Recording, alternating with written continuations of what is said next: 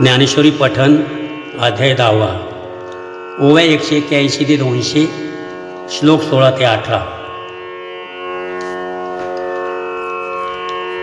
हे ऐकिले की भूत भावना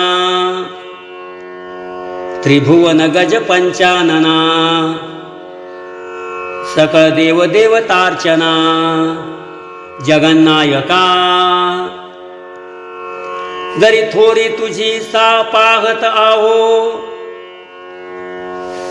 तरी पासी उभे ठाकावया ही योग्य नो या शोचता जरी विनवू बिहू तरी आनोपायो नाही भरले समुद्र सरिता चौकडे परिते बापी आसी कोरडे काजळी मेघोनी ठेंबुटा पडे तै पाणी की तया तैसे श्री गुरु सर्वत्र आती परिकृष्णा आमा तूची गती हे आसू मज प्रती विभूती सांगे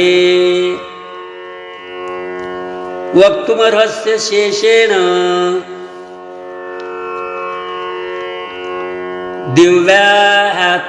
दिव्यात्मविभूतय व्याभिर्विभूतिर्हि लोका निमां त्वं व्याप्य तिष्ठसि जी तुझी या विभूती आगविया परिव्यापिती शक्ती दिव्या जिया तिया आपुलिया आघविया आपण मज जी ही विभूती या समजता लोकाते व्यापुनी आहसी अनंता तिया प्रधाना नामांकिता प्रकट करी कथं विद्यामहं योगिं त्वां सदा परिचिन्तयन् केषु केषु च भावेषु चिन्त्योऽसि भगवन्मया जी कैसे मिया जाणावे काय जाणूनी सदा चिंतावे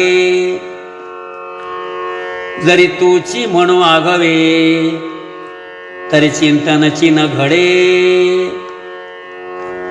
म्हणून माघा भाव जैसे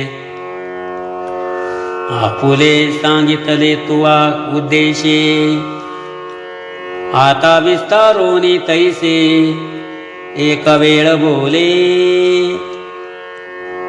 जया जया भावाची आठायई तू ते चिंतिता मज सायासु नाही तू अविबळ करुनी देई योगु आपुला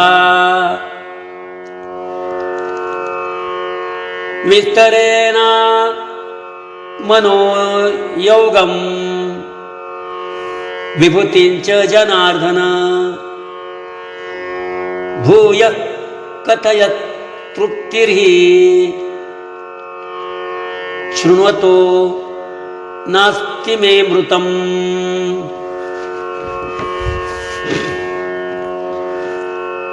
आणि पुसली आजिया विभूती त्याही बोलाविया भूतपती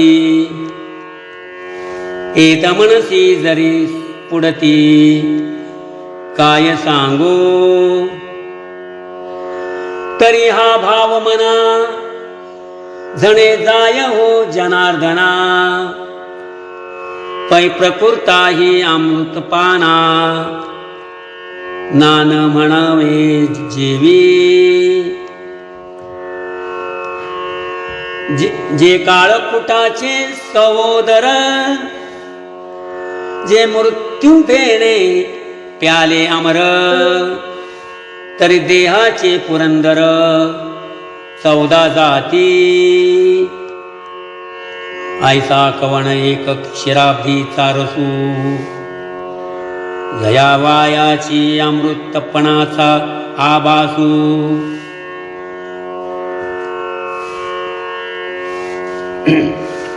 तयाही मिठांशू, जे पुरे म्हणून दे. तया पाबळ्याही येतुलेवरी, गोडियेची आती थोरी. मग हे तव अवधारी, परमामृत साचे.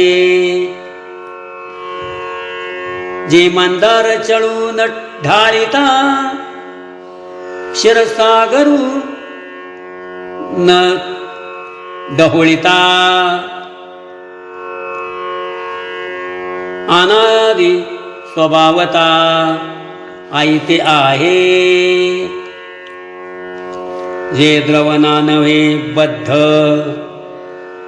जेथने निजत रसगंध.